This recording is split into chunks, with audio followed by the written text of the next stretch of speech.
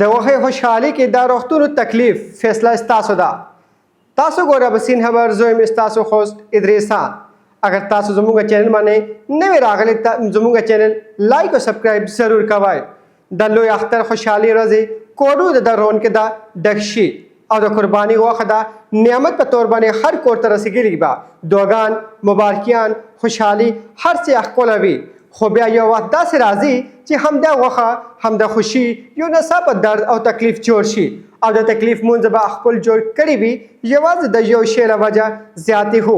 مونځ هغه خلک یو چې د اختر په ورځ کې دا سهار کلیچي غرمه قورمه شپې باربیکیو او مونځ به حساب سره د مشروبات کولډ ډرنکس وخورو او بیا څه کېږي به خلک د ایمرجنسي مخې ته لاین کې ولاړ وي.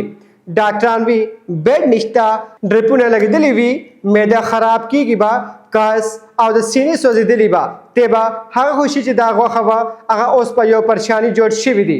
خدای لپاره د قرباني خوشحالي وکړي خو به خوش سره غوښه وخورئ ضرور یې وخورئ خو دومره نه وخورئ چې سبا روغتون ته تګ لازم شي.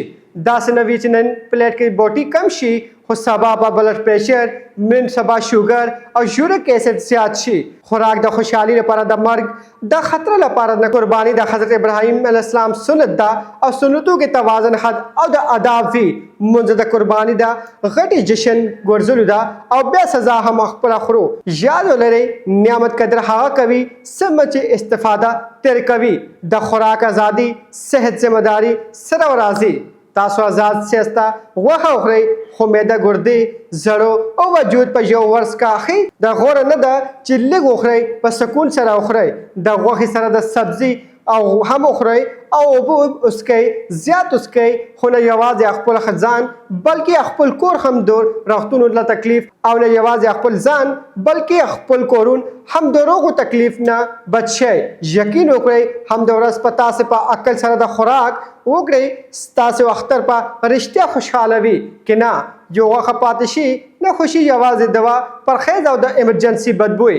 اختر وکړئ خوشحالي وکړئ خو دا مو خیروئ د غوښې خوشحالي وکړئ خو په خوش سره زیاتې مو کوئ که نه پلیټ نه بستر ته رسېدلي سخت نه دي که خوراک شوق نه هضم عقل او د لرې که ژوند وي نو هر څه شته غوښه نه صحت مهم دی.